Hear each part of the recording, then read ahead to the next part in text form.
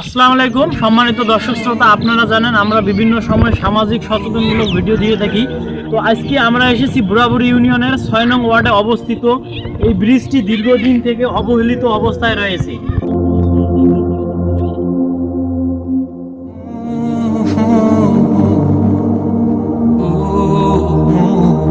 আমরা জানি বাংলাদেশের মানুষ বর্তমানে প্রতিটি মানুষের সমান এবং ন্যায্য অধিকার।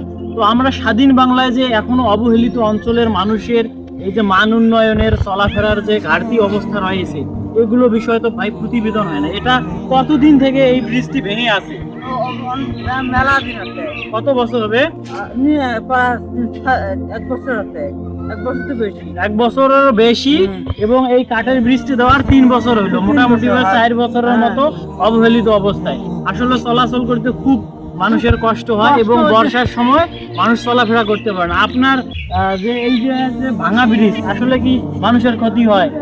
মানুষ যাওয়া আসে করতে পারে না, এটা আসলে বর্ষার সময় তো এই রাস্তাগুলো তলিয়ে যায়, তলে যায় এবং এই সময় এই জায়গাগুলো দিয়ে চলাফেরা করতে পারে না। আসলে সামাজিকভাবে কেউ এই বিষয়গুলো তুলে ধরতেছে না। তো এবার যে আপনাদের এই আসন্ন ত্রয়োদশ জাতীয় সংসদ নির্বাচনের যে এমপি প্রার্থীরা বিভিন্ন রাজনৈতিক দলের কোনো কি এমপি প্রার্থী আমাদের এই চরে এসেছে? এখনো আসেনি। তো আমরা জানি সবাই সব জায়গায় প্রদর্শন করেছে, বিভিন্ন মানুষের সাথে মত বিনিময় করেছে।